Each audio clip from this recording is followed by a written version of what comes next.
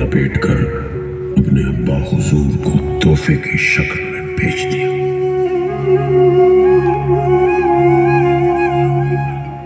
औरंगजेब की हुकूमत में लाल किले में संगीत, नृत्य, कविता और कला जैसे हर हुनर पर सख्त पाबंदी लगा दी।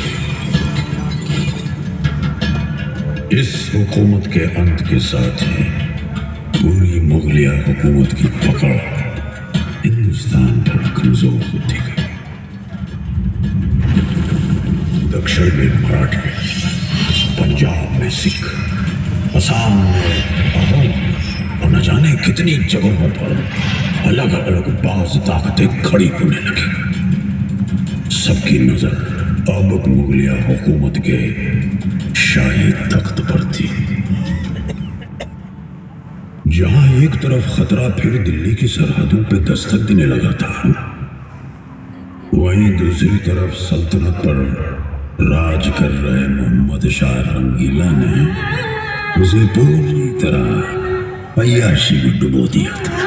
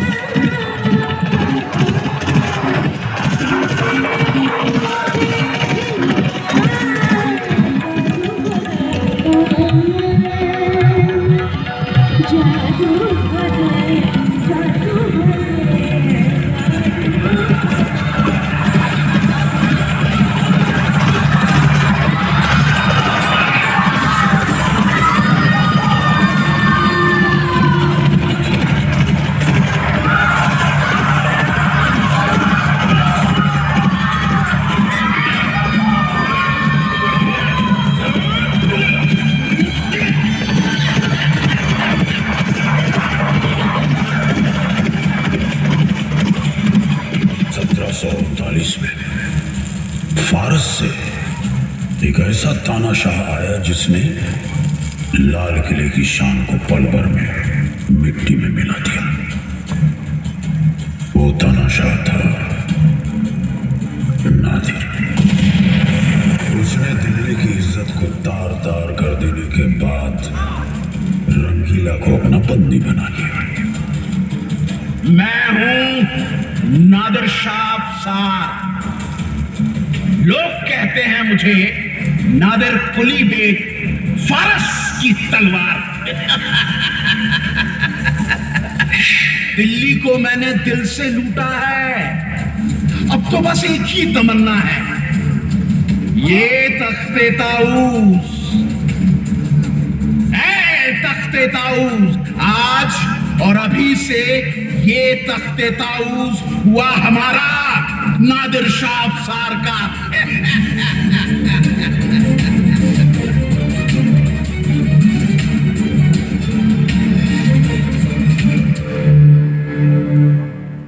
कहते हैं दिल्ली की लूट को नादिर शाह 700 हाथियों, 400 ऊंटों और 12,000 घोड़ों पर लाद कर फारस ले गया था। इसी लूट में शामिल था मुगलों का मशहूर तख्ते ताऊस। कई कीमती रत्नों से बना ये तख्त कभी मुगल सल्तनत की शान की निशानी हुआ करता था। न जाने कितने दिनों तक जली थी ये दिल्ली, पर इस डगमगाती हुई हुकूमत के पास अभी एक और नूर बाकी था, कोहिनूर। वही कोहिनूर जो आज ब्रिटेन में मौजूद है। उस जमाने में कोहिनूर का वजूद महज एक अफवाह थी। अब कैसे न होती। रंगीला ने उसे अपनी पगड़ी की वटों में छुपा कर रखा था। किसी को नहीं मालूम था कि वह कीमती हीरा किसके पास है। सिर्फ एक नूरबाई ही थी जिससे रंगीला का ये राज छुप नहीं पाया था।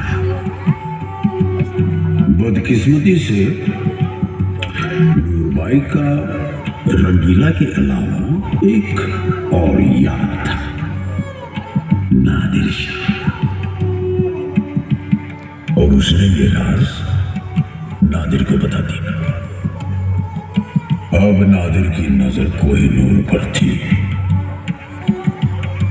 उसने मोहम्मद शाह को आगरा बुलवाया।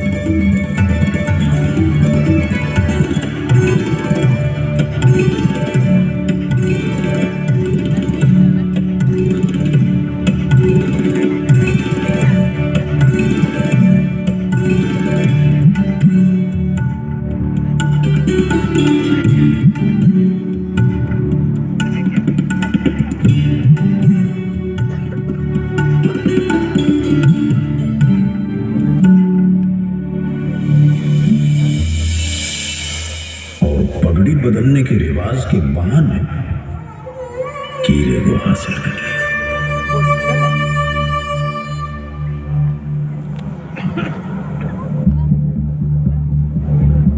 खौफनाक हमलों, लूटपाट और लंबे संघर्ष के बाद कभी शाम से खड़ा ये लाल किला अब खोखला हो गया था।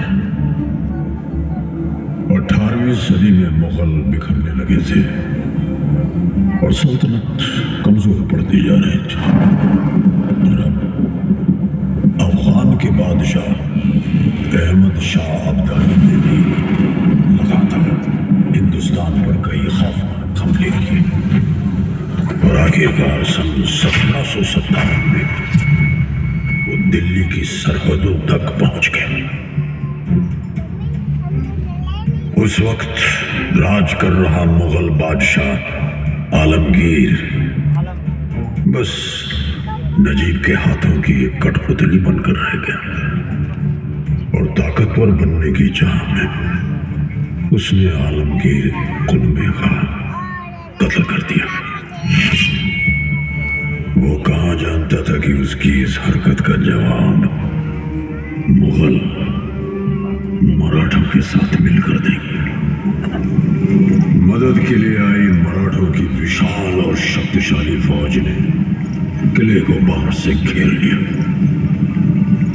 अब नजीब या तो मराठों की हर शर्त मान ले या फिर मरने के लिए तैयार हो जाए।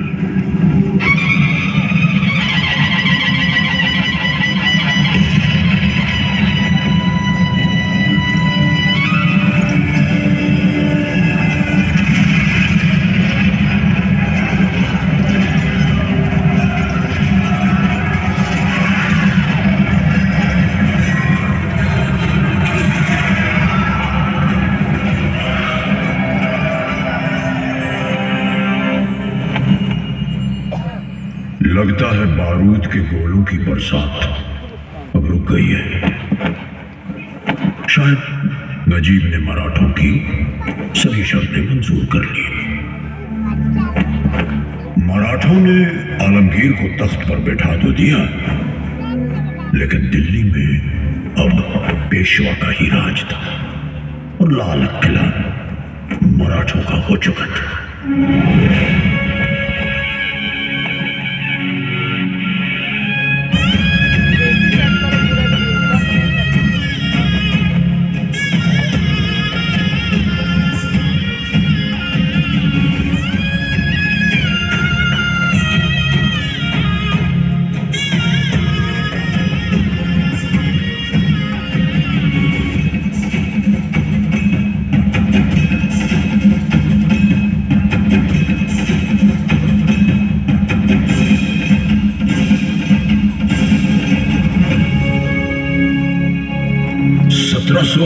से लेकर लगभग 20 सालों तक मराठे दिल्ली में मौजूद रहे, लेकिन किस्मत ने एक बार फिर पासा फेंका और वो भी अपनी हुकूमत दिल्ली में ज्यादा दिन नहीं चला पाए। सुनाई दे रहा है वही भारत के इतिहास में बसी एक दर्दनाक याद को जन्म देने वाली ब्रिटेन से आई ईस्ट इंडिया कंपनी। और ईंट का जवाब पत्थर से देने वाले भारतीय कहां चुप बैठने वाले थे। जगह जगह विद्रोह की आग भड़कने लगी। नाना साहब, तातिया टोपे, अजीमुल्ला, बांदा का नवाब और झांसी की रानी अब आजादी की जंग के लिए तैयार होने लगे। गुप्त पैगाम कमल और रोटी के जरिए गांव-गांव घूमने लगे ताकि अंग्रेजों को इस बगावत की खबर न लगे। 10 मई 1857 के दिन क्रांतिकारी आजादी का नारा लगाकर मेरठ से दिल्ली की ओर निकल पड़े, बादशाह हिंद को अपने फर्ज की याद दिलाने। बादशाह हिंद यानी कि मुगलिया हुकूमत का आखिरी वारिस बहादुर शाह जफर। बादशाह सलामत रहे। हुजूर, अंग्रेजों की ये कंपनी पिछले 100 सालों से अपने निजी मकसदों के चलते हमारा इस्तेमाल कर रही है। सरहदें तो तब पार हुई जब हमें जबरन राइफल इनफील्ड 54 थमा दी गई। इस राइफल को चलाने के लिए कार्टेज को मुंह से फाड़ना पड़ता है।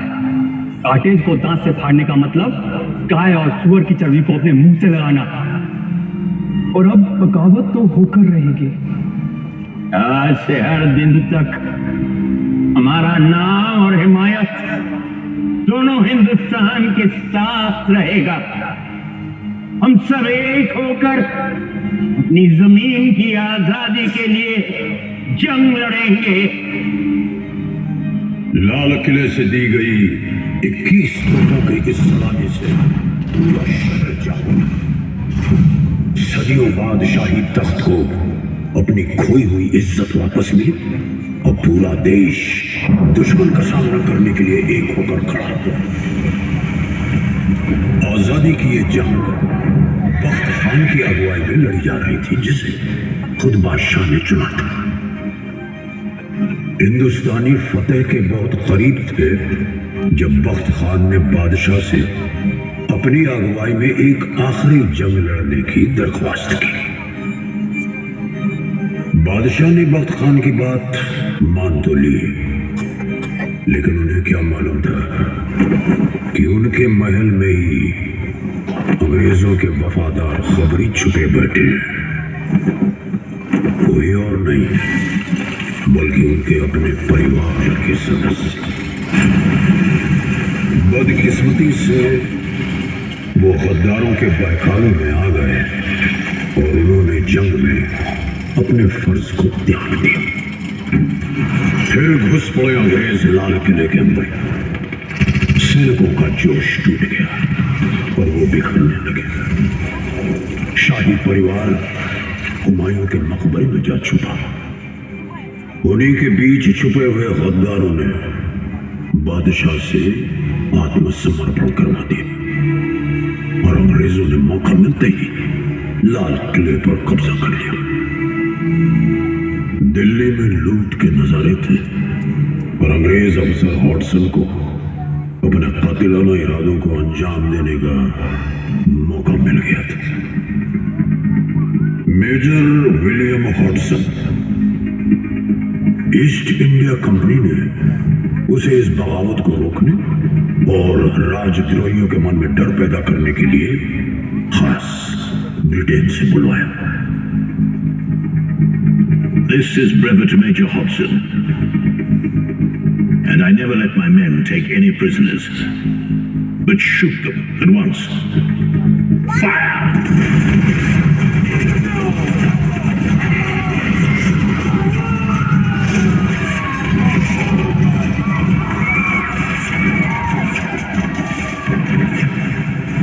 और फिर अंग्रेजों ने लाल किले में चलाया पहला राजद्रोह का मुकदमा। कई शहजादों को फांसी दी, कई इनकलाबियों को मार गिराया। मुकदमे के नतीजे के बाद बादशाह को देश निकाला देकर रंगून भेज दिया गया। कितना है बदनसीब जफर, दफन के लिए 2 गज जमीन भी न मिली। कोई यार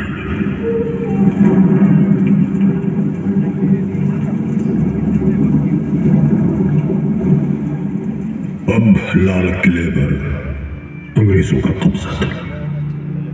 इस 1857 की जंग के बाद ईस्ट इंडिया कंपनी का भी अंत हुआ। हिंदुस्तान अब अंग्रेजों की महारानी के साम्राज्य का हिस्सा बन गया। अंग्रेजों ने लाल किले में बने महलों के शाही खजाने को लूट लिया, बेआबरू कर दिया इसे, जैसे किसी जीते जागते इंसान के अंदर से रूह खींच ली हो। 1857 में जो आग देश की आजादी के लिए उठी थी, अंग्रेजों ने उसे दबा तो दिया, लेकिन उस आग ने ज्वाला का रूप ले लिया था।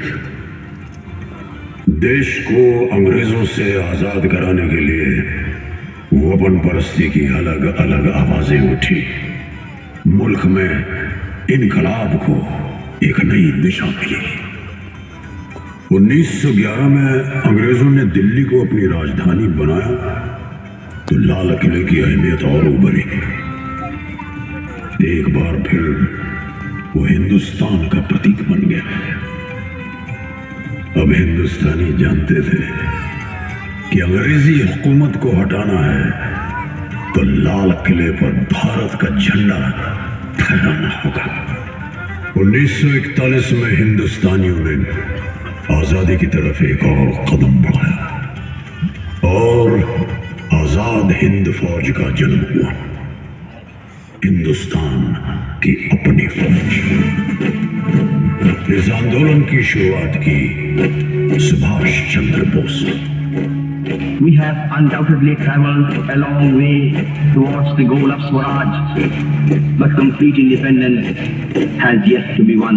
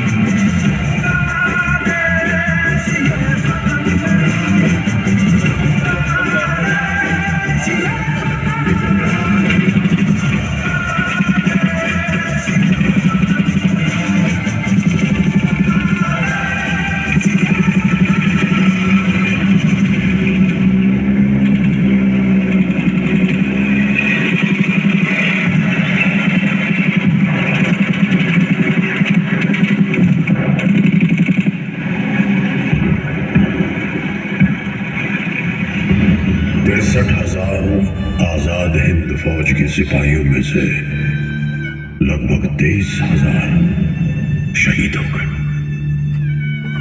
कुछ 15,000 को रंगून, बैंकॉक और सिंगापुर से पकड़ पकड़ कर हिंदुस्तान लाया। नीलगंज, मुल्तान, मद्रास और कई अन्य जगहों पर उन्हें कैद करके उन पर जुल्म ढाए गए।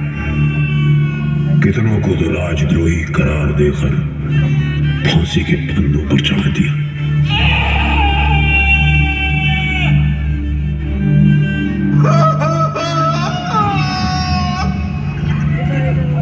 पेड़ में लटका या फिर घटनास्थल पर ही गोली मार दी। यहाँ बराबर में बसे सलीमगढ़ के किले में हुए जुल्म यहाँ के इतिहास का एक दर्दनाक हिस्सा है। नवंबर 1945 में आजाद हिंद फौज पर पहला मुकदमा इसी लाल किले में चलाया गया।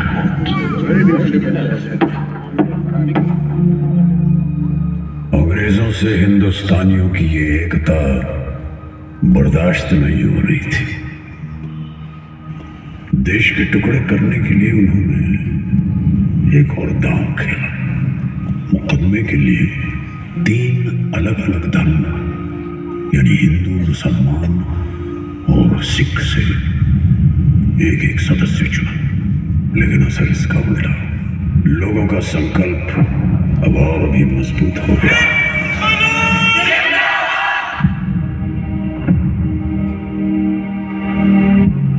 पूरा देश इन तीनों जवानों के हक में उठ खड़ा हुआ।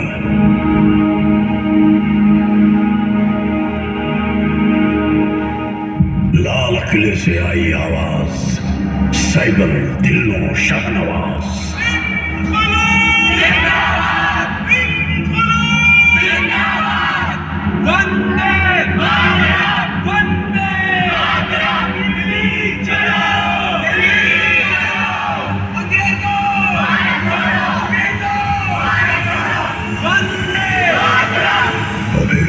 सपना साकार हुआ, भारत देश आजाद हुआ।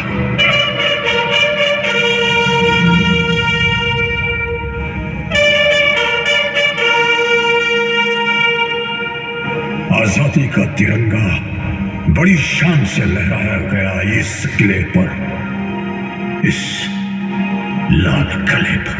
On this historic day, when India takes her place as a free and independent dominion of the British Commonwealth of Nations, I send you all my greetings and heartfelt wishes. Long years ago, we made a trip with destiny. At the stroke of the midnight hour, when the world sleeps, India will awake to life and freedom.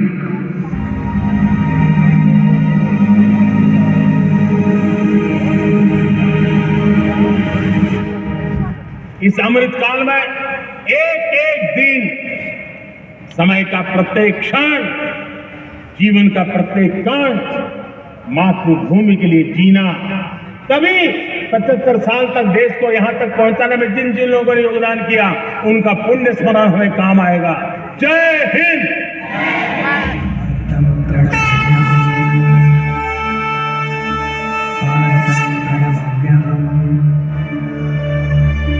भारतं प्रणमाम्यहम्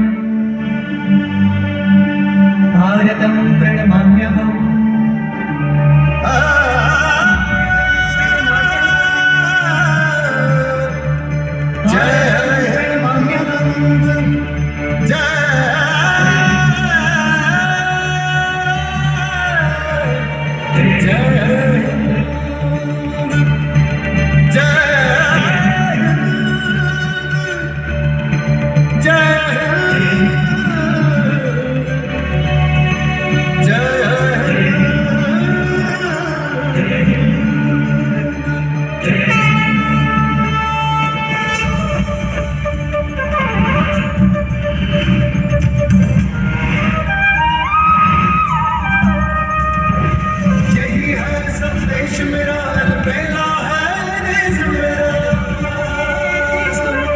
यही है संदेश मेरा, अलबेला है देश मेरा। वही तो उम्मीद मेरी, वही है आदेश मेरा। वही तो उम्मीद मेरी, वही है आदेश मेरा। बोलो मेरे संग, जय हिंद जय हिंद जय हिंद जय हिंद जय हिंद जय हिंद जय हिंद जय हिंद जय हिंद।